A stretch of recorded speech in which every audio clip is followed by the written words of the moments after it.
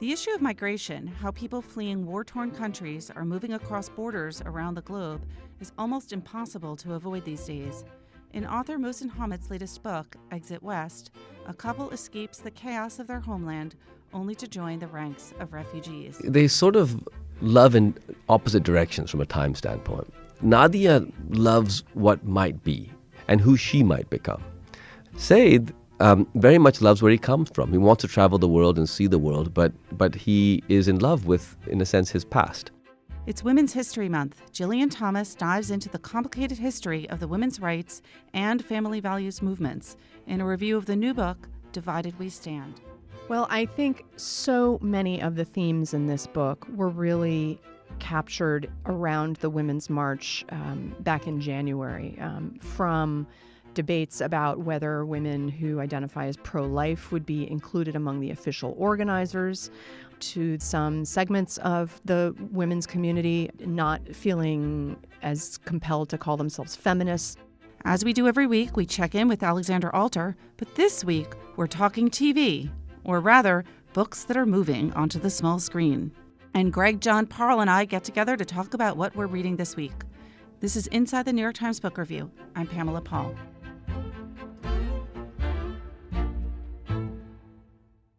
Mohsin Hamid is here now to talk about his new book, Exit West, which is reviewed this week on the cover of the book review and was reviewed last week by Michiko Kakutani. Mohsin, thanks so much for being here. Thank you for having me. So you are in from Lahore. Did you write this book while you were in Lahore?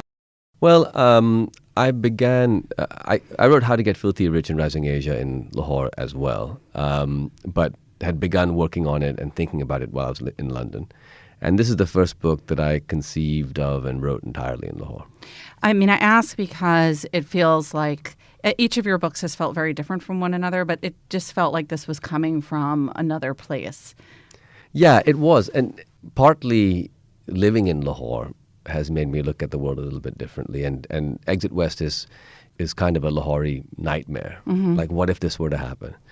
And you do have these nightmares in Lahore sometimes because bad things do happen sometimes. But also, being far away from London and New York, where I'd lived most of the previous 2 decades, I guess I was encountering readers and books in a different way. And I remember my father-in-law, he passed away last summer, but didn't read a lot of fiction, but read a little and read my books.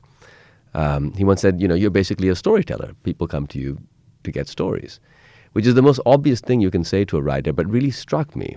Because I was thinking, I'm a novelist, I'm like an architect, I build these books with chapters, and I construct sentences, and I said, I really thought that actually that's true. I am a storyteller, and this project, in a way, was, of all my novels, the one that I addressed myself to really just as a storyteller and not as a novelist as much. I think that comes across because it has a kind of fable-like quality to it.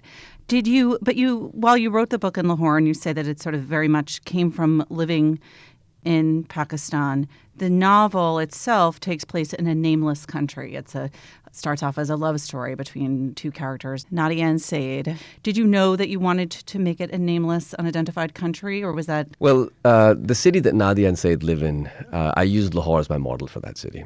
But the events that befall that city, the militants coming in, the sort of civil war that ensues, the tyrannical regime that takes over, fortunately is not the story of Lahore.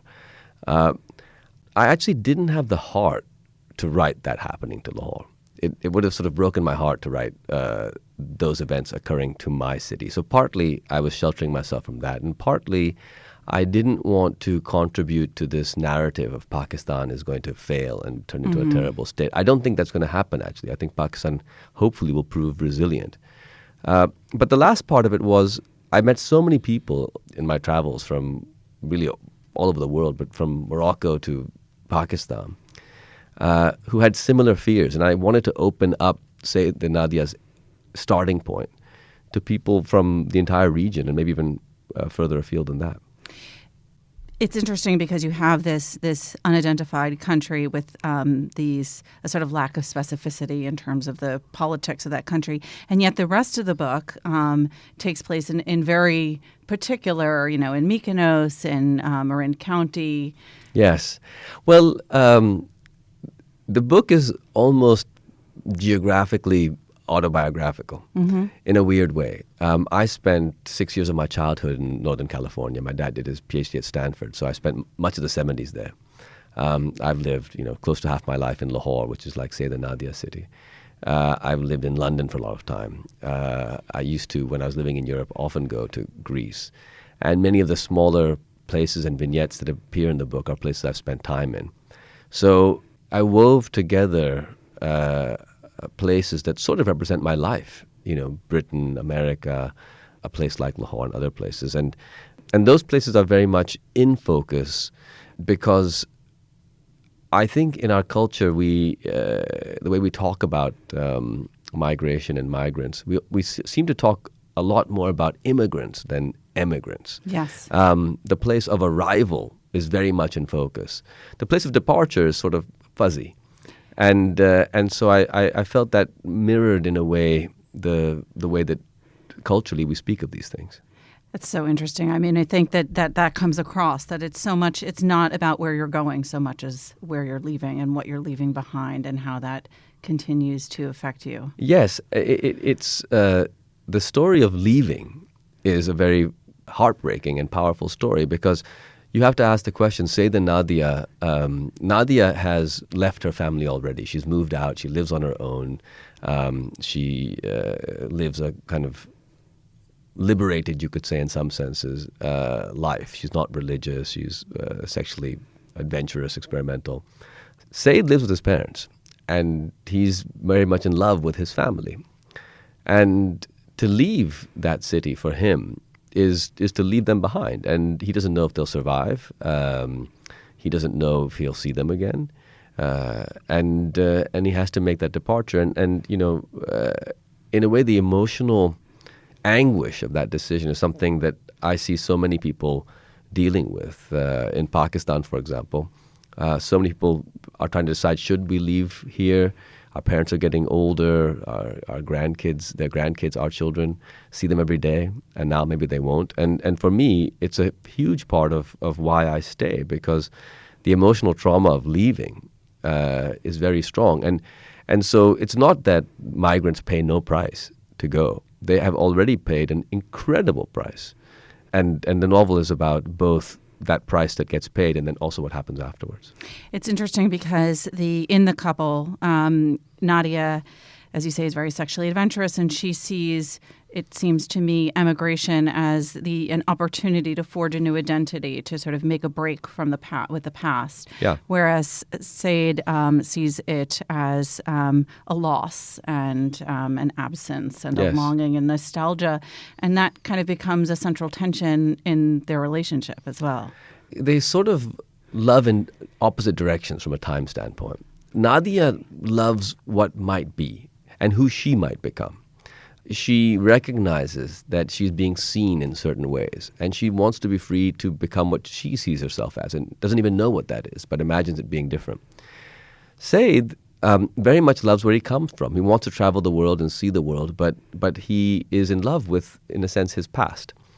And you see this in people all the time. When you go to college, some people will go to college and will completely reinvent themselves. They'll dress differently, speak differently, hang out with different people, take on different interests, and they're liberated from the expectation of people who know them to be what they choose to be. And other people will go to college and surround themselves with people just like the ones from back home and do similar things and behave in similar ways. And Said and Nadia are like those two different types of people. One reinventing herself, and the other one who, of course, has to reinvent himself as well, because you can't escape that, but does so with one part of himself firmly gazing back over his shoulder.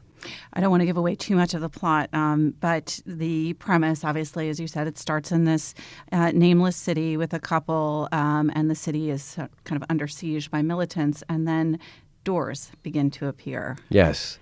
So I think that the doors in the novel, which allow people to move, and in fact allow many people to move over the course of the year of this novel, the next 2 or 3 years of what I imagine to be human migration sort of unfold quickly in 1 year. And millions, perhaps billions of people move, and Saeed and Nadia are among them. In a way, these doors are fantastical things. How can people go through these doors? But the idea for the doors came to me really in responding to the technological reality of our contemporary moment. You and I are sitting face to face, but we could be having this conversation via Skype, and we would be looking at these two rectangular shaped things, your computer and my computer, and we'd see each other, and it's just like looking through a window. And we can be looking at our phones, and our consciousness could be drifting in Pakistan or Antarctica or the surface of Mars. I hopped on an aircraft this morning, and I'm here from North Carolina. I arrived in New York, but shortly before that, I was in Dublin and London and Lahore, Pakistan. And I think that we live in a world which, because of technology, it feels as though these doors exist. And so there's, to me, an emotional truth to the doors, even if physics isn't entirely being, the laws of physics aren't entirely being obeyed. I thought that was one of the most interesting aspects of the novel, that the doors, as you say, they're fantastical. It's magical and impossible to walk through a door in Lahore and end up in London or in Mykonos, Greece. But what happens over the course of the novel is they don't feel fantastical at all. In fact, they don't feel very different from the way, I mean, obviously it's much more wrenching to get in a boat and, try to cross from Syria, Yes. to Greece. But you realize, the end result, having huge numbers of migrants from different parts of the world in new places is the same. It is the same. And in a sense, it de-emphasizes the part of the story that I think gets so much of our attention. The journey across the Mediterranean in a leaky rubber boat that's overcrowded and might capsize is a terrifying and sometimes horrific experience. But it is, in the life of most migrants, the journey is a tiny portion. We imagine it makes us different from migrants because we haven't crossed the Mediterranean that way. But the bulk of the migrant lifetime is what leads up to the move and what happens to you after the move. And so the doors, in a way, allowed me to not focus on the dramatic journey across the sea and to focus on the emotional journey of how can you leave this place and what do you make of your new life. Did you start off knowing, that you wanted to write a novel about migration? I knew sort of 2 or 3 things. I had the doors. I was feeling more and more, I was living in Pakistan and talking to friends all over the place and, communicating with writers in different places. And I had this weird feeling like I'm in Pakistan, but when I'm in my study, I'm sort of in lots of places. And that gave birth to this idea of the doors, and which is very different from me. My other novels each have had a kind of a frame, a formal structure, a conversation in a bazaar in the case of Latin Fundamentalist, or a trial scene in the case of Maud Smoke, or a self-help book in the case of How to Get Filthy Rich in Rising Asia. And it took years to come up with that structural frame and then the story inside it. This one, the idea for the doors came, and the novel basically followed. And the doors in part came because I had migrated so much and hadn't really examined what that did to me. And maybe coming full circle twice. So in other words, going from Pakistan to America, back to Pakistan, back to America, to London, back to Pakistan. On that second homecoming, I felt I really have to grapple with this. I've got to figure this out for myself. Particularly because I thought maybe I'll leave Pakistan again, and what does that mean? So the desire to write a novel about migration, to explore my own feelings about it was very strong. And the other thing which was building, and these 3 things came together for me, and then the novel actually came for me quite quickly, it just took 3 or 4 years, and normally I take twice that time, was I wanted to write a love story that, and each of my novels in a way has been a love story, but I wanted to write in particular a love story, and I don't want to give away the ending, so I won't say too much, but a love story between 2 different types of people who find some sort of a settlement between themselves. And in particular, in this world where we are so caught up in the clash between, the religious and the secular perspective, or atheism and spirituality, or Islam and this, I don't think a spiritual or a atheistic or secular perspective, I don't think either of those will ever triumph. I suspect that we're going to have to find some way for these two things to coexist. And not to coexist in a bitter sort of, we kind of hate each other, but we coexist. But to coexist in a much more natural, engaged, and even loving way. And so the love story, in a sense, was about that. You also have, even within the characters themselves, that tension of opposing. Nadia wears a black robe, fully covered, and yet she's the atheist. Yes. Yes. Well, she, as far as we can tell, Nadia doesn't subscribe to any religious practices, and she does wear this robe. But the robe for her turns out to be something that is more refusing to be seen. Mm-hmm. She wants to be, and doesn't want the seeing of her to determine who she is. And in that sense, her robe means something quite different than I think a lot of people think it means. I also thought, it's interesting, and I imagine this is part of it, that we, the readers, especially the, non-Muslim readers, see her as something that is very different from who she is. Yes. Purely because of that robe. And even Said does. He sees her as something different. It's living in Lahore, one thing that you begin to encounter is just as the notion that there's an American reader, American person, it's so obviously not true. The country is very divided politically, but even beyond that, people are so different from each other. And similarly, women who wear black robes are very different from each other. You living in Lahore, you encounter, some women who perhaps are the first women in their families to go out into the professional work world or to go to university. And that robe is a passport out of their home and into a open world. And far from being perceived by themselves as a garment that restricts them, it's a garment that enables them. And so Nadia, yes, to a certain extent is perhaps surprising. And Said, too. Said is someone who does have a religious and spiritual side to him, but contrary to the way we often think of people who are religious, his religion is not particularly a political act or an act of group identification, although to a certain extent it has both of those. But mainly it is what it is for, I think, most people on planet Earth. It's a way to navigate the impossibility of being someone who's going to lose things in life. And it helps him stay rooted and grounded in the face of that loss. You brought up your three previous novels and sort of the different ways in which the form kind of determined the novel. And it's interesting because they are so different, and it feels very much like you're playing with form and the narration and the voice. And yet, the earlier novels sort of seem more alike to each other than this book. Did you think of this book did it feel like a departure to you? It did feel like a departure. The first three books are very different each from the other, but they do have this, they were each for me a kind of investigation into what novels do, how do they work, and each of them addressed the reader directly at some point. There was a you, and the you was not just a you in passing, but an active you. The reader was almost a character in all three of those books in different ways. I was trying to figure out how novels work and what was special about them and the intimacy that I felt in reading a novel between myself and the writer was something I was very interested in. So the reader for me wasn't an abstract concept, but somebody I wanted to engage with.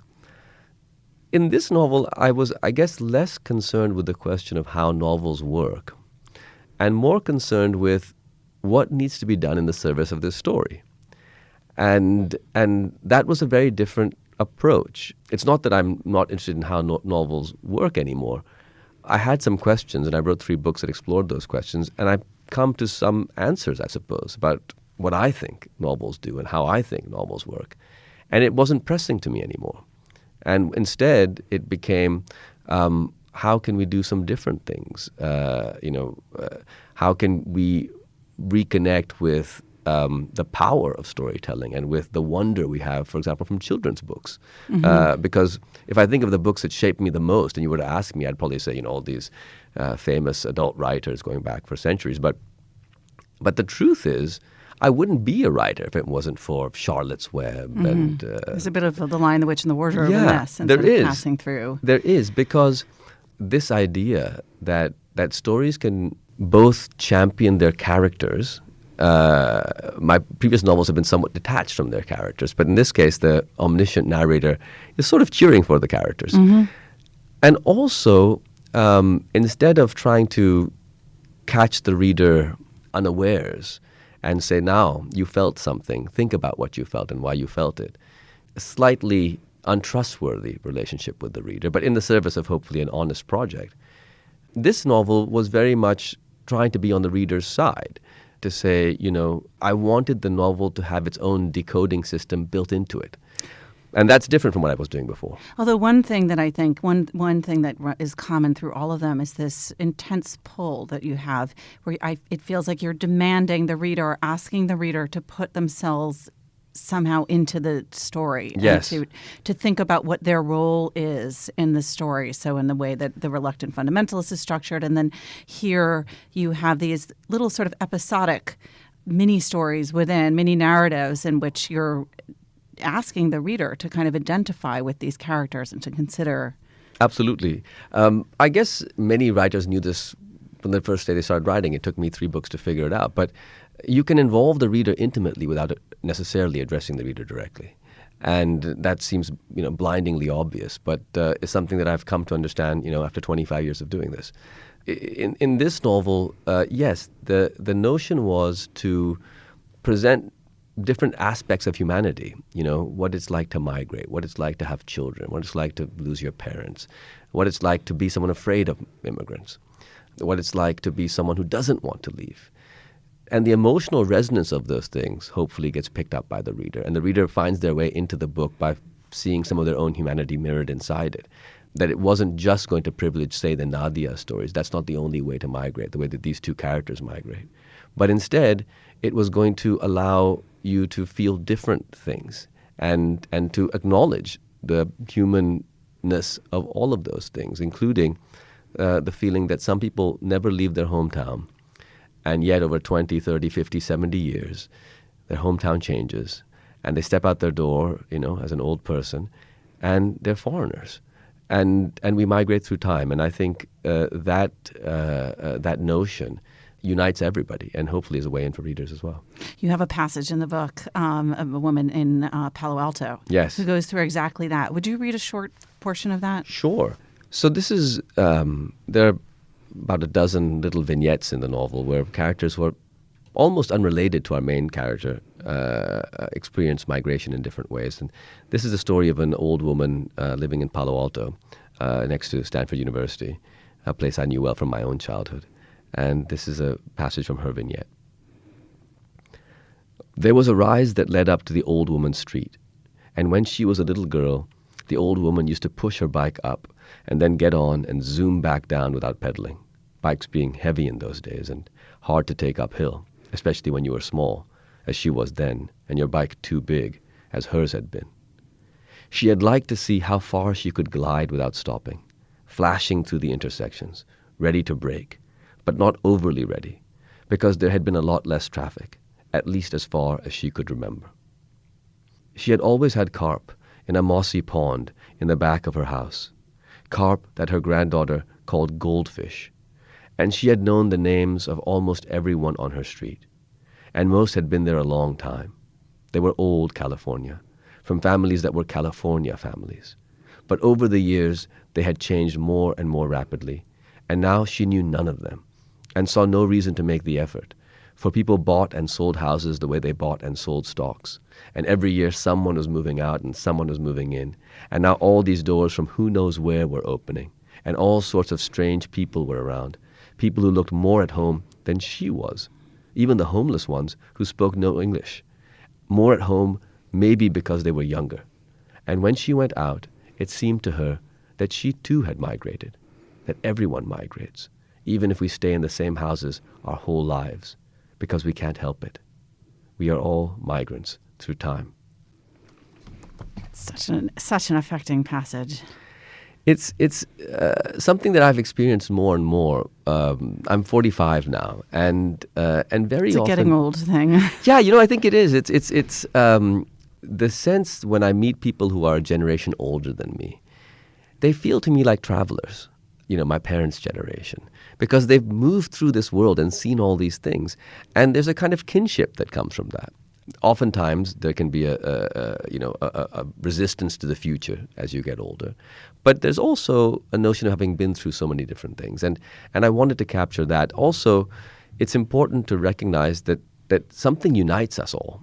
We all do travel through time, and it was very important for me to find a shared emotional human basis for us all to connect with each other, because I think that at this moment in history, it's vital that we begin to imagine some radically optimistic futures where their lives can take on meaning and they can live in ways that seem to bring happiness. Because we're facing this reality of depression all over the world, Pakistan, America, political depression. And that reality is causing these nostalgic political visions. And I think these nostalgic political visions are monstrous. They're really horrific. And so if we're going to imagine some new futures for ourselves, one of the starting points is to start to think, how are we connected and how are we similar, and how are people like Sayyidah Nadia not dissimilar from a woman who's lived her entire life in Palo Alto? Obviously, it's a very prescient novel, and you mentioned earlier that you've been working on it for 3 or 4 years, and we know that it takes a while for a book to come out. So you couldn't have entirely foreseen this turn of events, but how does it feel to have the book be suddenly so of the moment? If you had asked me, will Donald Trump be president of the United States, or will the Brexit vote happen in the UK? If you'd asked me those questions when I handed this book to my editor about a year ago, I would have said no. I don't think either of those things is likely to happen. But the rise of this nostalgic political vision, coupled with xenophobia and scaremongering and bigotry, was happening all over the world, in Pakistan and Iraq and Syria and Britain and America, everywhere.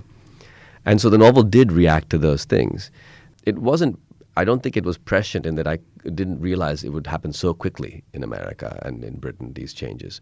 But I felt them coming on.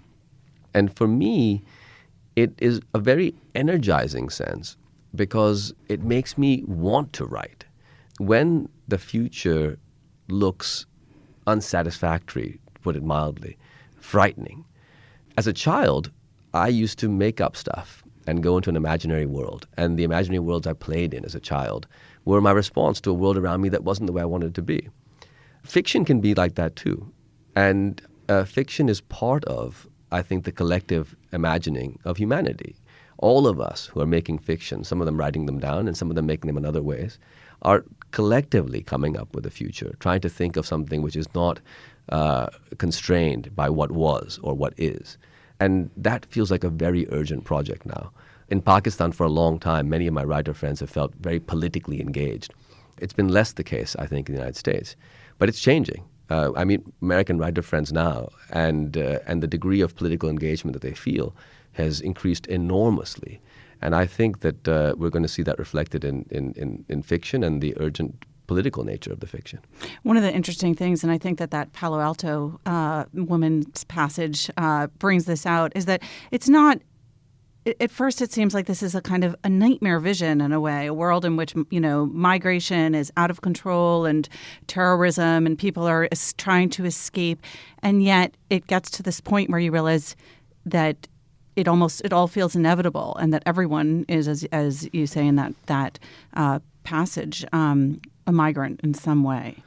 Well, and therefore, what are we all afraid of? We are afraid, I think, in part because we're designed to be afraid. People have fear because it keeps us safe. But normally, walking around in nature, there wouldn't be that many things that scared you. Maybe something sounds like a bear in the distance. Maybe a piece of yellow behind a tree could be the fur of a tiger or a lion. But those things were infrequent. Now, we are continuously surrounded by social media, by television, by communications from our friends that are full of anxiety-inducing information. And so we spend our waking days in a state of very high anxiety. We're terrified, basically. In that situation, we are likely to overestimate how catastrophic things actually are. The world, in many ways, is getting much better. The gap between women and men's education levels is diminishing. The amount of calories that the poorest people in the world are eating is increasing. Lifespans are getting longer. These things are happening all over the world. Of course, in America, the inequality is also increasing, but that's not a problem that cannot be fixed. So I believe that this heightened anxiety that we're living in has to be addressed. And one of the things about it is, we have become very removed from grappling with or spending the time to engage with the transience of human existence. Being comfortable with transience is something that people have always had to do, and they did that by listening to stories. They did that by having religious traditions. They did it through song. They did it by sitting around in a field chewing on a piece of grass and staring up at the stars. It takes time. It takes, and in this highly frightened moment, transience, our ability to deal with transience has disappeared. And so, in a sense, this novel is about finding hope and beauty and transience, as opposed to hope and beauty instead of transience. I think it's such an important book, and it's interesting. I think it's a kind of counterpoint to J.D. Vance's memoir, which for many people was sort of right immediately after the election, actually a little bit prior to the election, and then in the immediate aftermath, a book that people read to try to understand the rise of Trump and sort of how we got there and who are those voters. And that book is about, people who don't feel at home in their own land. Yes. And this book, Exit West, is a kind of here's the other side of that, and this is perhaps where we're going. Yes, because the future is all of our country, and I think beginning to engage with the future emotionally and trying to imagine what it could be is hugely important, because it is true. Many people feel they've lost their country. Some are being displaced from their countries by violence. Others have not been displaced by violence, but have been displaced by cultural and economic and political change. We're all looking for a home.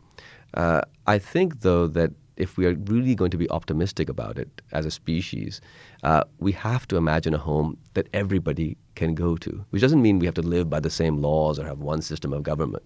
But we have to have an optimism that is connected to the idea of equality, that everybody can be equal in some fundamental sense. And for me, the notion that you are not equal because you happen to have been born someplace is a notion that in 1 or 2 or 3 centuries human beings will regard as outdated as the notion today that you are unequal because of your race or your gender. Listen, I hope you're right. Thank you for joining us. The book, again, is Exit West by Mohsin Hamid, and it's reviewed this week on our cover by Viet Tan Nguyen. Thank you.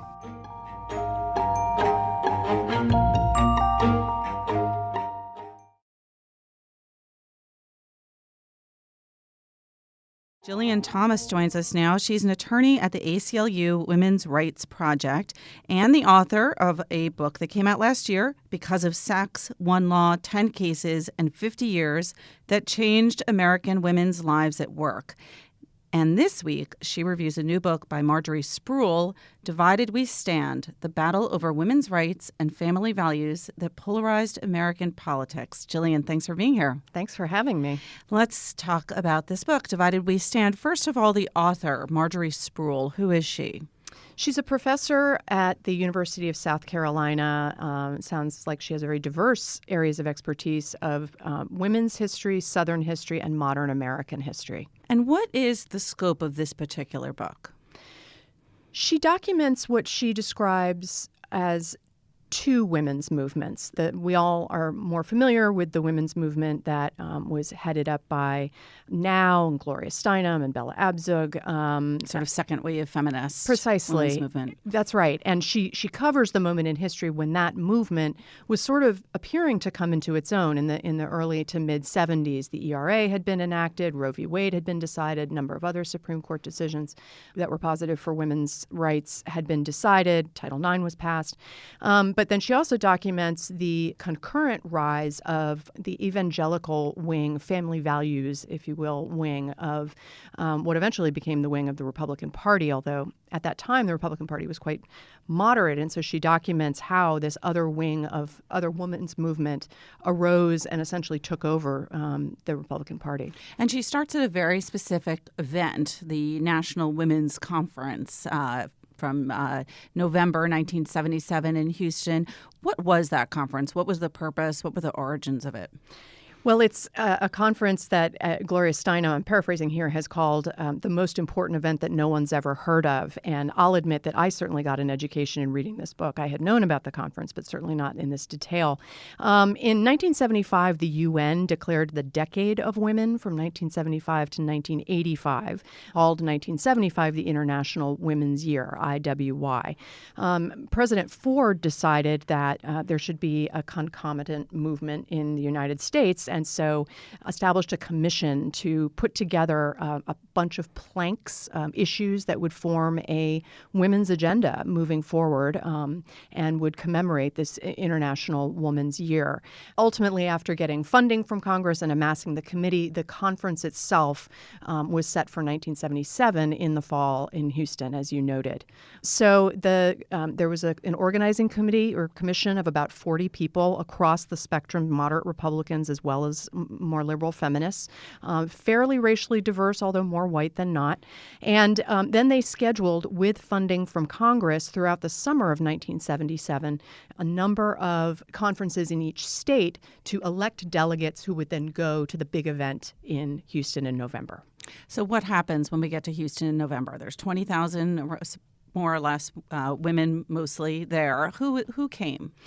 There were 2,000 delegates that had been elected throughout the state conferences, and the conferences in the summer of 1977 are really where that other women's movement started to coalesce.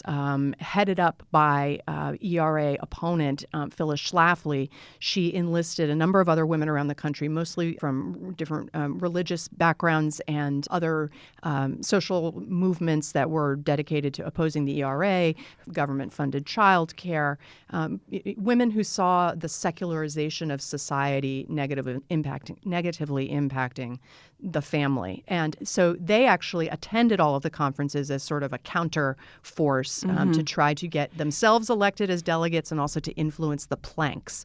One of the interesting things about that moment in time is that the women's movement wasn't really polarized along party lines, right? You had, as you mentioned earlier, President Ford was the one who was behind this on the 1976 Republican Party platform. They advocated passage of the ERA.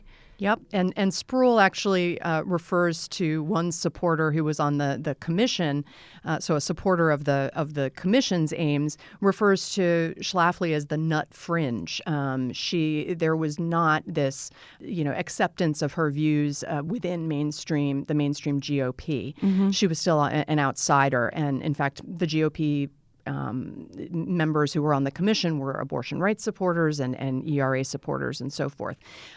So these conferences, Ms. Spruill tells the story of the big conference in the fall as being part and parcel of these months of buildup where Schlafly's forces were really gaining ground and making very disruptive, polarizing events out of these conferences. In any event, ultimately it was mostly the commission folks who supported the commission platform who ended up going to Houston. And it was really steeped in symbolism. It began actually 6 weeks before the conference with the carrying of a torch that was lit at the Seneca Falls, the site of the Seneca Falls Convention in 1848, which was the first real mass movement of that first wave. That's right, first wave feminists, Susan B. Anthony, Elizabeth Cady Stanton, all of those big names. And it was carried by runners, both private citizens but also celebrities like Billie Jean King, the 2,000 miles to Houston, and then presented in a flourish.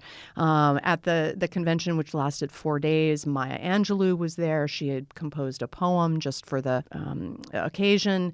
3 first ladies were there, including sitting First Lady Rosalind Carter, also Betty Ford and Lady Bird Johnson were there. President Carter did not come, notably. It was a notable absence and much to the chagrin of the conference organizers. But if you read the accounts that Spruill provides, and I've also read Gloria Steinem's book where she talks about her experience of going to the conference, it was much like you hear women talk about the marches that just happened, for a lot of women, the very first time that they had been in a room with only other women talking about women's issues, celebrating women, it was a moment of cracking open the feminist movement and expanding its spirit to literally thousands of women. So it really was an optimistic, exciting moment in time. It seemed like this would lead to some action.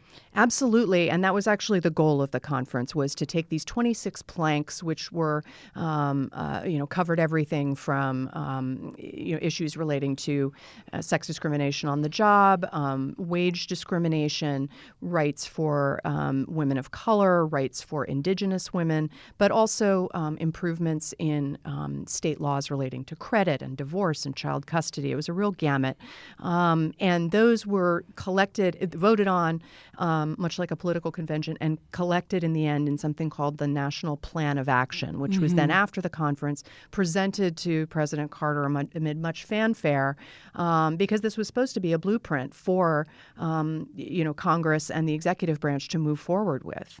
And a little foreshadowing there, Carter did not come to the conference. What happened when that plan of action landed on his desk? What Spruill documents quite well, I think the best parts of the book are the conference and the aftermath, where she discusses this overwhelming sense of optimism and unity. And I should note that it was extremely racially diverse in Houston, which I think also in 1977 was quite a new thing for a lot of women who were new to feminism. And she says that this plan of action really kind of landed with a thud on Jimmy Carter's desk because he was very ambivalent about the aims of feminism. And he was a born-again Christian. He didn't want to alienate the more conservative members of his own party. He didn't want to lose more conservative members of the Republican Party who might be attracted to him. And a lot of Southern Democrats, too, still at that time. Precisely. He was very tepid and non-committal. So he appointed a new committee that was in charge of trying to enact the plan of action, and he put Bella Abzug at the top of it, who had been also at the top of the organizing commission. And a lot of people felt that was a mistake, that she was too polarizing, that she was going to push too hard and alienate people. But he didn't really give her the resources in terms of a budget or even an office to really mount any sort of organized, sustained policy agenda. So he had some members of his staff in the White House who were, among them Midge Costanza, who was a name I had known before reading the book, but Spruill really, really paints a picture of a woman who was trying very hard to be true to her movement while also being true to her boss and try to nudge him along. And it just didn't come together. As a historian based in South Carolina and one who's looked at the women's movement specifically in the South, I would imagine she brings a lot of knowledge and expertise to this, the political implications among Southerners. Definitely. She, especially in her accounts of the state conferences, brings a lot of that, and including the uglier sides of the quote-unquote family values coalition that Schlafly headed. The Klan was active, and other similar white supremacist groups were very active at those conferences. She and other leadership denied it. But in the aftermath of Houston, Spruill documents very well how the family values coalition managed to sort of, in an analog to the Southern strategy that had been used previously with respect to race, on the issue of religion and morality, kind of reach out to a group of disaffected Democrats, and also manage to sway the Republican Party and turn it into the party of the moral majority and that elected Ronald Reagan in 1980. Of those 26 policy resolutions that landed on Carter's desk, did any of them sort of get passed, or was there any action that came out directly from that conference at that time? I should say that the policy resolutions were some of them were more specific than others. Some of them were just said more opportunities for women in the arts, for instance. So didn't advocate specific changes. I am not aware of any specific measure in the planks. That doesn't mean it didn't happen, but I'm not aware of anything specific. And of course, the big distraction after 1977 was trying to get the ERA ratified, and it was only 3 states short. And again, Schlafly's folks were very, very strategic in blocking it. And so feminists, until 1982, when time ran out for ratification, were really tied up in that effort. And that's where a lot of their organizing, mojo was directed. And in the meanwhile, of course, one of the unintended consequences of the Women's Conference was the sort of rise of Phyllis Schlafly and her movement. Did this have the effect of strengthening her movement and the family values movement? Is that essentially what Marjorie Spruill is saying sort of came out of it? She really does. And interestingly, there was a sociologist from Harvard who documented the experiences of women at the Houston conference, and then what we've not mentioned yet is that Schlafly actually convened a counter-conference across town. So both halves of the women's movement were having these sort of awakenings and consciousness-raising groups together at the same time. And this sociologist did glean from the feminist National Women's Conference folks a grudging admiration of how organized and energized and dogged the Family Values Coalition was, and out of that time frame came groups we now have as household names. So not only Eagle Forum, which was Phyllis Schlafly's group, but also Moral Majority, Focus on the Family, Concerned Women for America. All of those groups arose in the late 70s, early 80s, during this time that the Republican Party was becoming radicalized. Ronald Reagan and George H.W. Bush were both pro-choice, had been moderate on that issue, had not been especially aligned with religious interests publicly, and they really changed their tune in response to this incredibly dogged group of activists. We're talking about this book, of course, in the wake of International Women's Day, and of course it's National Women's History Month. How do you see this, the sort of lasting impact of this division in today's politics and the state of the women's movement today? Well, I think so many of the themes in this book were really captured around the Women's March back in January, from debates about whether women who identify as pro-life would be included among the official organizers of it, to some resistance I think you hear in some segments of the women's community, not feeling as compelled to call themselves feminists, not feeling that drive, or feeling left out of that vision of feminism. I think we're at a real turning point, especially after the election as well, where 53% of white women voted for Donald Trump, and even many of them admittedly holding their noses while doing so. This is not ancient history. Exactly. And so I think we're at another pivotal point, like the one documented by Spruill, of how many points of common ground can we find and should we find? I mean, is there also value in saying this is what we stand for and not that? And making that decision about how much to reach out and how much to say feminism is being pro-choice. I mean, as some people have said in the press, you cannot really be a feminist unless you're pro-choice. Where of course, many women who are not pro-choice say, what are you talking about? I believe in every other feminist principle. And so how we move forward from here at a time where, women still have, don't have equal pay, are still segregated in low-wage jobs, are still disproportionately poor, are, not represented at the highest echelons of politics and business and law and science. So there's so far to go, and yet so much momentum and discussion happening about women at the same time.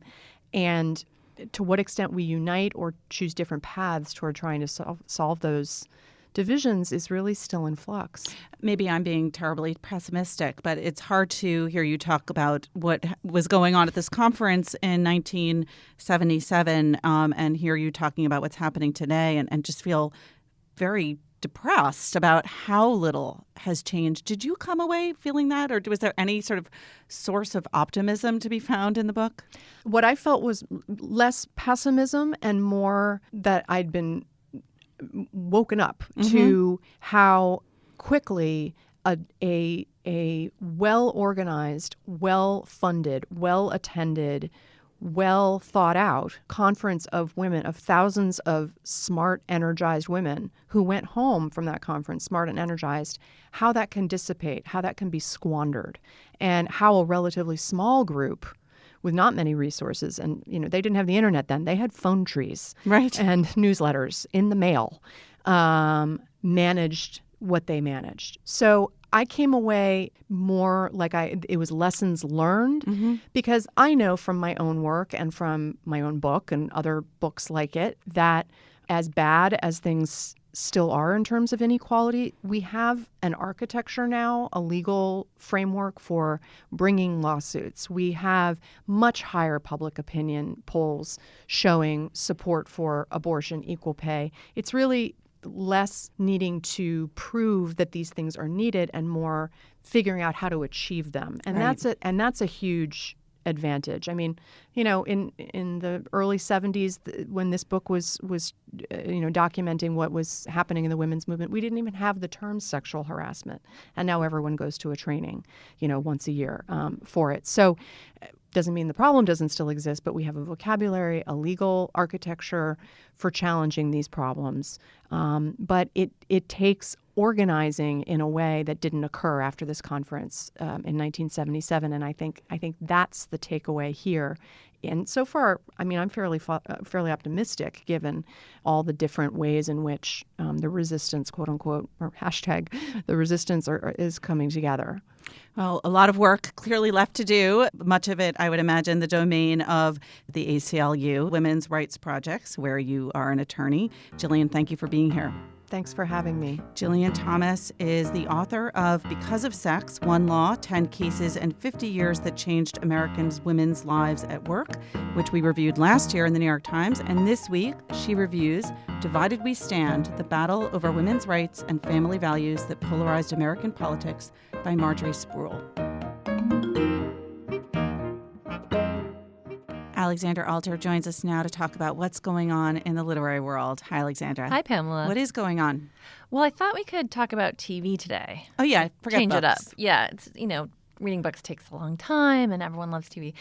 There's a ton of literary adaptations coming out this year and a bunch of other deals that just happened. TV continues to be the most desirable place for novelists looking to adapt their books. Stop doing that, TV. It's too fun. It's too good. So I've actually been watching a few of these series. The one that I'm looking forward to that's starting in early April is an adaptation of Philip Meyer's epic western, The Sun, which is premiering on AMC. They've been doing more and more original dramas. And the interesting thing about this adaptation is that Meyer was heavily involved in it. He was a writer on the show, a producer. He was on set. He was picking out the props. And I think you're seeing more novelists kind of take control and take charge instead of getting cast aside as they often do. Some other interesting series that are coming up this spring include The Handmaid's Tale by Margaret Atwood. And of course, this is a novel that came out many, many years ago in 1985. It's a dystopian novel that has been charging up the bestseller list again for various reasons, partly because of anticipation about this series, which is airing on Hulu, but also just because it seems to resonate in these times. I wonder why. And already on TV, for people that want to get started watching, is Liane Moriarty's 2014 novel Big Little Lies is now a series on HBO, starring Reese Witherspoon, Nicole Kidman, and Shailene Woodley. So those are a few that are out or coming out, and then a bunch of deals just happened, which sound interesting. What have you got? So Amazon is apparently in advanced talks to take on this adaptation of the Book of Strange New Things, which is it's this sort of kind of quiet science fiction novel that I loved when it came out a couple years ago about this preacher who goes to another planet to kind of proselytize among aliens. Meanwhile, he's having these sort of heartbreaking communications with his wife back on Earth as the planet is devolving into chaos. And he's kind of making new friends among the aliens. It's a very strange and very quiet novel, so I'm curious to see how far that goes into getting adapted. But, of course, Amazon has been all over the literary adaptations. And that's by Michelle Faber. That's by Michelle Faber. Another adaptation that was recently announced is it's being done by Showtime and the UK's Sky Atlantic Network, and that is an adaptation of Edward St. Aubyn's Patrick Melrose novels, which are incredibly... Oh, my God. That's going to be dark, Wait dark, till you dark. hear who's starring Benedict Cumberbatch. Well, then we'll just have to watch it anyway. So that'll be that'll be gripping and dark. And, of course, Another one that people are really excited about, I don't know exactly when it's coming out and how far along it is, but Gillian Flynn's Sharp Objects is being adapted into an 8-episode series for HBO, and Amy Adams is set to star in that. And then, of course, Elena Ferrante's Neapolitan Quartet is also now set to be a TV series, apparently. Yes, that I think is going to be just in Italian, at least at first. So hopefully they'll release a subtitle version for her fans here. I hope so. Otherwise, no one will ever read again. That's right. Alexandra, thank you. Thanks for having me. My colleagues Greg Coles, John Williams, and Parl Sagel join us now to talk about what we're reading. Hi, guys. Hey, Pamela. Hi, Pamela. All right, let's start with you, John. Start with me. Yeah. Okay, I'm on the spot. I finished Mohsin Hamid's novel Exit West, who was on the podcast earlier talking to you about it. And who, by the way, informs me that it's Mohsin Hamid. Thus Mohsin throwing me Hamid. up. Yes. Okay, good to know. Yeah. And I had only been about 50 pages into it when we talked last week. And to be honest, the first 50 pages, one of the reasons I didn't talk about it was because everyone loves this book. And I was a little slow the writing was very good, but it didn't really grab me. But by the end, I found it completely heartbreaking and gripping. And so I can highly recommend it along with the rest of the world at this point. Yes, I read that too. Yeah. This week. You've just done half my portion. Thank you, John. And then, and I'll have something totally different next week. But for now, I'm sort of sputtering through this Philip Roth kick, and I'm reading his 1991 memoir, Patrimony, which is the story of his 86-year-old father's declining health. He's diagnosed with a brain tumor, and it's about Roth's relationship to him, his father's past, and how they deal with this health crisis. And I'm loving it. I'm in kind of a very... It's incredibly uplifting. Well, my dad doesn't listen to this, I don't think, but he's aging, and I there's a lot to relate to here if you're a son. Yes. And so I'm enjoying it on both a literary level and on kind of a personal level. All right, Parl, what have you got? Well, I don't know what's going on with me, but last week I read 5 memoirs just like that. I don't know. I think so. My kid was sleeping. I canceled my Netflix account and I just read all these new memoirs that I'm not going to mention because I hated them all. And I was like, something's wrong with me. So then I was like, what the hell? Like, am I just becoming a hater? Like, these were books by smart people, and like I was excited about them. And so then I was like, look, let me go back to a book that I know I unequivocally love. And I reread a book that I bet Pamela has read. Maybe you guys have read too, Jan Morris's Conundrum. No, I just bought a copy of that a few months ago. Actually, just put Patrimony down, John. Just go. It's so it's Jan Morris's story of her transition. It's a book that was published in the 70s, and in many ways reads a little bit like it's from the 70s. She has certain, as she herself will admit, like hidebound ideas about gender and what womanhood means to her. But it kind of just did for me what I want memoirs to do, and I'd forgotten they can do, which is to really give you a sense of not what happened and why and how you understand it, but really what it's like to live in somebody else's skin, what gender feels like to them, this like very numinous, weird thing, what smells smell like to them, like this really incredible, intimate book. And she is so funny and she's so interesting, and I think like anybody, she's so strange with how she looks at the world. I mean, we all are, but you get that close enough to appreciate just how idiosyncratic she is. And the book is what I so think beautiful. makes her such a good travel writer. It's exactly that, and it's a book about place, and it's a book about the body being a place, and it's just so good. I mean, of course, there are parts of it that have not aged well. I will say all these sections about Africa, perhaps, but.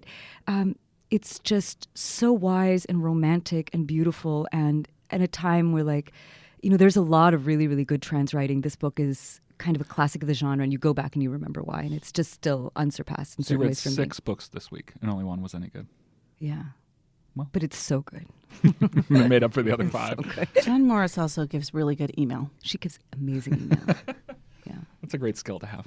Greg, what did you read? Greg's got a whole pile this Well, week. of course, my personal reading is still Robert Caro's The Power Broker about Robert Moses, and I will talk about that in a second. But I wanted to mention some work reading that I've found incredibly distracting and fun in recent days. All of these are books that we have recently reviewed or are about to review, 3 novels that for various reasons I just kind of fell into and read around in the way that I tend to do for work, but can recommend on that basis. One is Kara Hoffman's novel Running, which is this very atmospheric, kind of steamy novel of underground Athens in the 1980s and early 90s. Greece, not Georgia. Athens, Greece, not Georgia. It's about an American woman. She's been orphaned. She's been raised by an uncle in the Pacific Northwest who is a smoke jumper, one of these people who parachutes into forest fires to fight the fires. He's kind of a survivalist. And so she grows up very much outside the mainstream and continues that. She never forms strong family connections. And goes to Athens and takes up with a queer couple there, a couple of British expatriates. And the three of them kind of become a unit in Athens as runners, which is what it's called when you kind of rope tourists in and bring them, convince them to come to kind of a seedy hotel. And as their payment for this, they get a room in the hotel. So they're put up for free and they get a commission for all the tourists they bring in.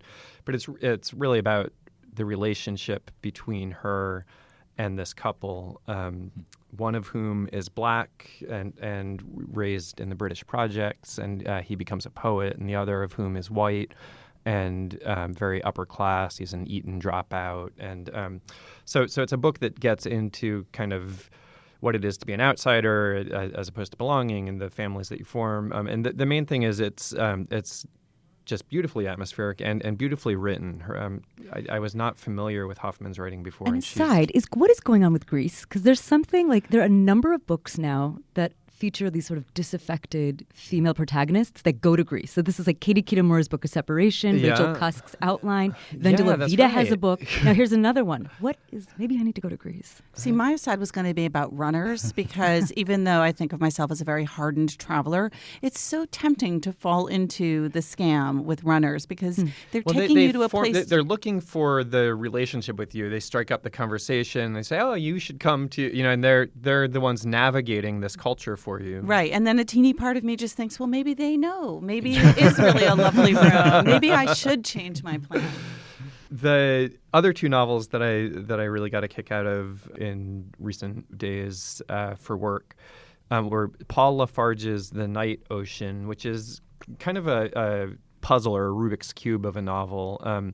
Very postmodern in its approach. It's a historical novel about H.P. Lovecraft, the horror writer from the 1920s, but told through the filter of a modern-day scholar who's writing a book about Lovecraft and looking back into the question of whether Lovecraft, who famously seemed asexual, whether he in fact had this passionate relationship with a teenage boy who he visited in Florida a number of times. Isn't it odd to think that like 50 years from now, the novels that people on this podcast are going to be talking about are like scholars going back and like riffing on Kara Hoffman and Mohsin Hamid. It is odd to think about that.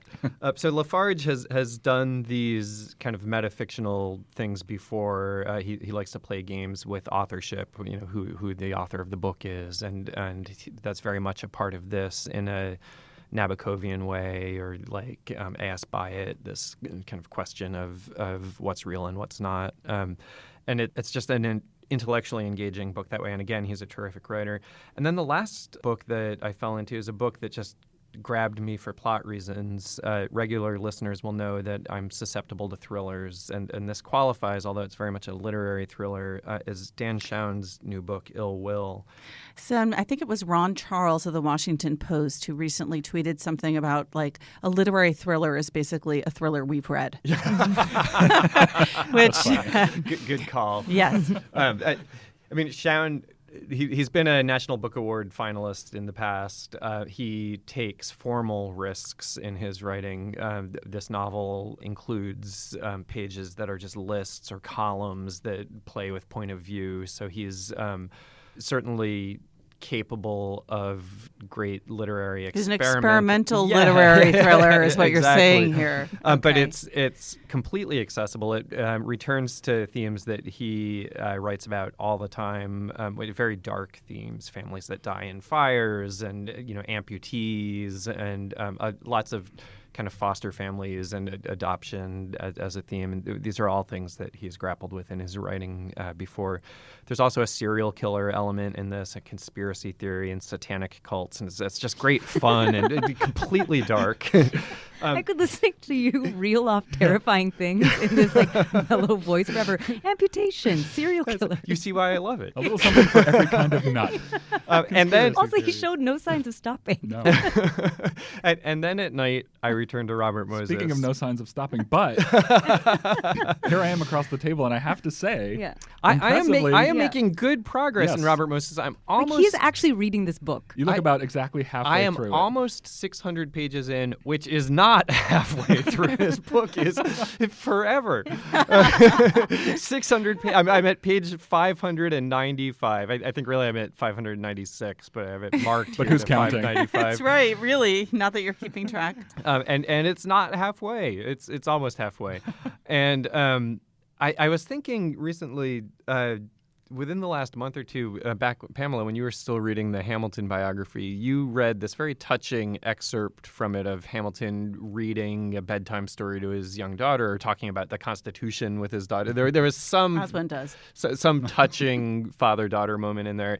And I was thinking, as good as this book is, it's riveting, you don't get a lot of sense of kind of the intimate Robert Moses. It's all kind of the public and the wielding of power, and it's he built the these 800s, bridges. 900s, then you'll get The there. softer side of Patience. Moses. You got early on his marriage and the birth of his daughters, and his relationship with his mother, but at this point in the book, it's like the closest relationship that he has with anyone is still with Al Smith, who's no longer governor. But they've just bonded as tight buds and political allies. So you're going to read us the scene where he's reading Al Smith a bedtime story. No, I'm going to say the chapter that I'm in right now is about Robert Moses' brother, Paul, and they had a poisonous relationship, largely because of money and what Paul saw as Bob Moses' attempt to steal his inheritance. And as he did kind of with everything, just trying to wrest it all for himself and have total control, because that's how Moses lived his life. And so the passage here is Paul Moses, who has been divorced, who's on living in hard times, and is frantically trying to get his hands on some money. He's got this small inheritance coming to him, from a trust fund. He's trying to shake loose more of that money, or convince Robert Moses to sell some property that they own so that he can get some of that. And he's been reaching out to his brother. But his brother's secretaries told him they had been instructed not to put him through. At one point, he tried for a year and a half without getting him to come to the phone even once. And when his brother finally did consent to talk to him, it was to curtly refuse even to consider Paul's ideas. Then he cut off communications again. In his 70s, Paul had to eke out a living as a salesman. Finally, this gay, gallant man, whose natural habitat was the opera and Delmonico's, went to ground in an $86.50 per month apartment that was not an apartment at all, but a single large room, converted from what had been a storage space, with an area in a corner of the room that served as a kitchen on the top floor of a 5-story walk-up loft building. And it goes on from there. But I was reading that passage and thinking about, Alexander Hamilton reading to his daughter, and thinking about the difference. It's not that Caro doesn't give you a real sense of Robert Moses. We find out that he's more of a morning person than a night person. We really get intimate insights into him. It's just that he was not an intimate person and cut off people cold. There's going to be no bedtime stories in this book, Greg. I think that, you're going to have to face that. Yeah. Pamela, you finished Exit West? Yes, I got a little distracted from my regular reading, which is Candice Millard's Destiny of the Republic, to read Exit West by our guest this week, Mohsin Hamid. But I am back on Candice Millard, and this is the book about James Garfield and his assassination and what was going on in medicine and science at the time and technology. One of the things that I love about the book is that there is an epigraph from James Garfield at the beginning of each chapter.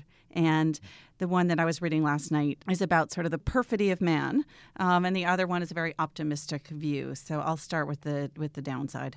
Theologians in all ages have looked out admiringly upon the material universe and demonstrated the power, wisdom, and goodness of God.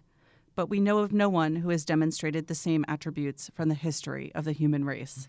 And this is introducing a chapter that is about Garfield's assassin, Charles Guiteau. And then in an earlier chapter about James Garfield's childhood, appropriately, which was a difficult one, the quote from Garfield is, "I never meet a ragged boy in the street without feeling that I may owe him a salute, for I know not what possibilities may be buttoned up under his coat." That's And very on that little Dickensian note. about That's very that. nice. Yeah. All right. Thanks, guys. Thanks, Pamela. Thanks, Pamela. Remember, there's more at nytimes.com/books, and you can always write to us at books@nytimes.com. Thanks for listening. For the New York Times, I'm Pamela Paul.